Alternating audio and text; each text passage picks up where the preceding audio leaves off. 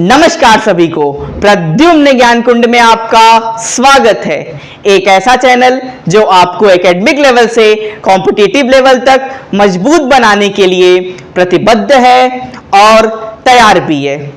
आज चर्चा होगी नेशनलिज्म इन इंडिया, भारत में राष्ट्रवाद की भावना मजबूत करते हुए किस प्रकार भारतीयों ने अंग्रेजों के उपनिवेशवाद के खिलाफ लड़ाई लड़ी और विभिन्न आंदोलनों का सहारा लेते हुए अंग्रेजी सत्ता को समाप्त किया और राष्ट्रवाद की उसमें क्या भूमिका थी, आज के वीडियो में हम इसे सीखेंगे।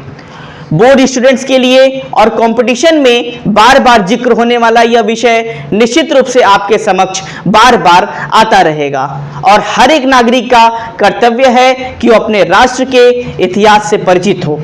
आज हम इसे बेहतरीन तरीके से सीखेंगे, आपको निश्चित रूप से आनंद आएगा। यूं जमीन पर बैठकर क्यों आसमान देखता है, अरे अपने पंखों को खोल, जमाना सिर्फ उड़ान देखता है। आइए इसी मोटिवेशन के साथ आज हम अपने टॉपिक को शुरू करते हैं। तो सबसे पहले हम पॉइंट वाइज समझते जाएंगे, उस समय के परिप्रेक्ष्य को समझेंगे कि उस समय परिस्थितियां क्या थी। और चूंकि अंग्रेजों ने हमारे ऊपर शिकंजा इसीलिए कसा क्योंकि हमारे में एकता की भावना की कमी थी और हम यूरोप के राष्ट्रवाद से सीखते हैं कि जिस प्रकार रशियन रिवॉल्यूशन हुआ, रूसी क्रांति हुई, उसमें बंधुता और एकता की भावना से राष्ट्र को विशेष महत्व देते हुए किस प्रकार एकता की भावना मजबूत हुई और वहां पे जिस प्रकार से रशियन रिवॉल्यूशन हुआ, रूसी क्रांति हुई, उसने भारत में भी राष्ट्रवाद को जगाने का कार्य किया और भारत में राष्ट्रवाद की जो नींव थी कहीं ना कहीं वो यूरोप के राष्ट्रवाद से प्रभावित थी। तो हम सबसे पहले देखेंगे कि यूरोप में राष्ट्रवाद जो था वही भारत में राष्ट्रवाद की नींव का कार्य करता है। अच्छा, उत्पीड़न और दमन की भावना एक साझा भाव था। चूंकि उत्पीड़न सबके साथ होता था, दमन हर वर्ग का होता था अंग्रेजों द्वारा, तो ये एक साझा भाव था कि अब हम इकट्ठा होंगे क्योंकि अब बहुत हो गया, हमारे ऊपर बहुत अत्याचार हो गया, अब मुझे इकट्ठा होना पड़ेगा, अब हम सभी को इकट्ठा होना पड़ेगा और हम इकट्ठा होके राष्ट्र को महत्व देते हुए हम अंग्रेजों के सत्ता को समाप्त करेंगे, इनके उपनिवेशवाद को समाप्त करेंगे।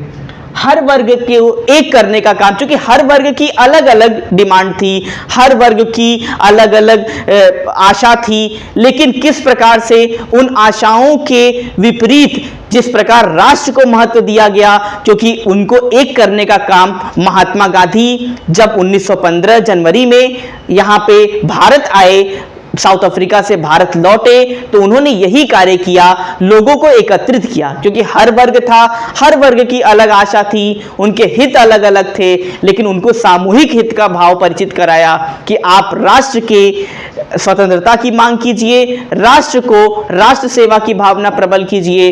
तो कहीं ना कहीं आप जब राष्ट्रभक्ति की भावना आएगी तो इसका साझा भाव ही आपके हितों की भी पूर्ति करने वाला होगा।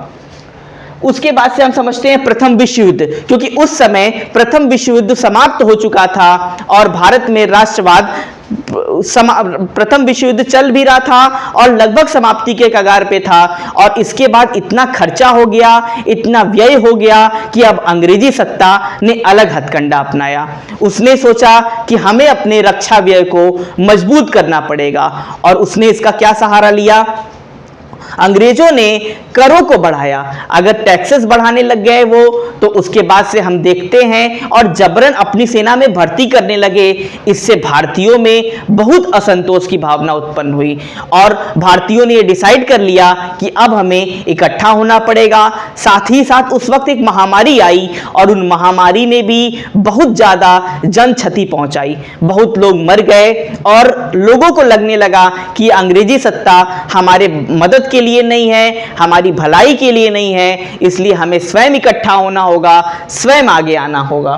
उसके बाद से प्रथम विश्व युद्ध महामारी की कंडीशन को हमने देख लिया। खिलाफत आंदोलन में हम ये देखते हैं कि उस समय गांधी जी जब यहाँ पे आए तो सबसे पहले उन्होंने 1917 में चंपारण मूवमेंट किया, और चंपारण मूवमेंट की जब खुशी उनको मिली क्योंकि वहां उन्होंने किसानों को एक प्रकार से नील की खेती के लिए जो विवश किया जा रहा था वहां उन्होंने एक आंदोलन छेड़ा, और चंपारण मूवमेंट की सफलता के बाद गांधी जी ने 1918 में खेड़ा और अहमदाबाद के मिल मजदूरों की भी मदद की, आंदोलन चलाया। आंदोलन से गांधी जी इतना उत्साहित हो गए कि उन्होंने सोचा कि अब हम एक व्यापक आंदोलन करेंगे। उसी समय रॉलेट एक्ट पारित हो गया।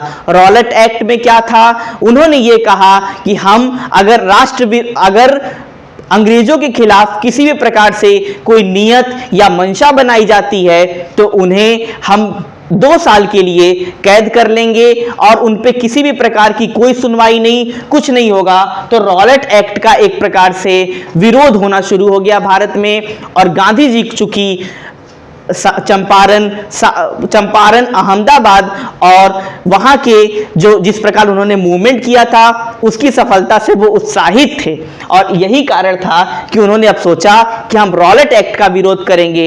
साथ ही साथ उसमें खिलाफत में, चूंकि भारतीयों को इकट्ठा करना उस समय बहुत कठिन काम था, हिंदू मुसलमान को इकट्ठा करना बहुत कठिन काम था, तो उस समय दरअसल एक तरह से खिलाफत आंदोलन भी छिड़ा गया, क्योंकि जब हमने देखा कि प्रथम विश्व युद्ध में तुर्की जो ऑटोमन था उसकी हार हो चुकी थी, और ये आशंका लगाई जाने लगी थी कि अब इनके खलीफा के खिलाफ बहुत बड़ी कार्रवाई की जा सकती है।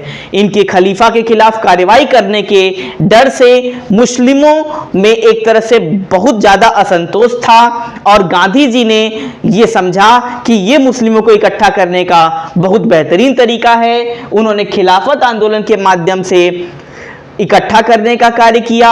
उन्होंने अली बंधुओं की सहायता से खिलाफत आंदोलन किया, और हिंदू मुसलमान भी इस प्रकार से एकत्रित हो गए। जलियांवाला बाग हो गया। जलियांवाला बाग भी असहयोग आंदोलन को खिलाफत ने, रॉलेट ने और जलियांवाला बाग ने इकट्ठा करने का काम किया। मतलब जो असहयोग आंदोलन था कहीं ना कहीं वो परिणाम था खिलाफत का, रॉलेट का और जलियांवाला का।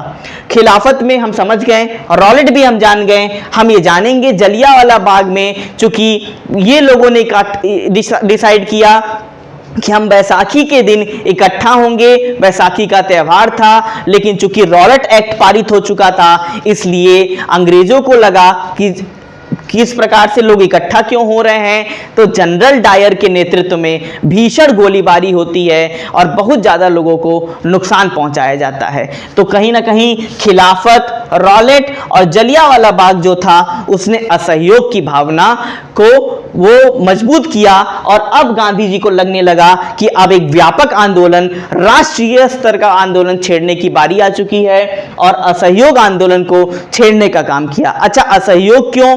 असहयोग ही नाम क्यों पड़ा? क्योंकि चूंकि गांधी जी का यह मानना था कि जिस प्रकार से अंग्रेज अगर हमारे ऊपर हावी इसीलिए हो गए क्योंकि उन्होंने हमसे सहयोग लिया, मौके मौके पे वो सहयोग लेते चले गए, चाहे वो व्यापार के माध्यम में हो चाहे किसी अन्य माध्यम में, सहयोग के माध्यम से उन्होंने हमारे ऊपर बेहतरीन शिकंजा कस लिया। तो गांधी जी का मानना था कि यदि हम सहयोग को समाप्त कर देंगे, असहयोग करने लगेंगे हर वर्ग में, हर जगह पे, तो निश्चित रूप से भारत को आज़ादी दिलाई जा सकती है। तो असहयोग आंदोलन, और उसके बाद से गांधी जी ने सविनय अवज्ञा छेड़ा, भारत छोड़ो आंदोलन छेड़ा। उसके बाद से आगे भी आंदोलनों की चर्चा हम अगले वीडियो में करेंगे जिसमें असहयोग आंदोलन भी होगा। आज की वीडियो में इतना ही रहेगा। आपको यदि मेरा तरीका अच्छा लगता हो, यदि मेरा प्रयास अच्छा लगता हो, तो आप निश्चित रूप से हमारे साथ जुड़िए, हमारे चैनल को लाइक कीजिए, सब्सक्राइब कीजिए और ज़्यादा से ज़्यादा मात्रा में शेयर कीजिए, क्योंकि यह आप ही का चैनल है। अपने आसपास सफाई बनाए रखिए, अपने माता पिता का ध्यान रखिए क्योंकि वो साक्षात ईश्वर हैं, और राष्ट्र सेवा की भावना अपने अंदर प्रबल कीजिए। बहुत बहुत धन्यवाद।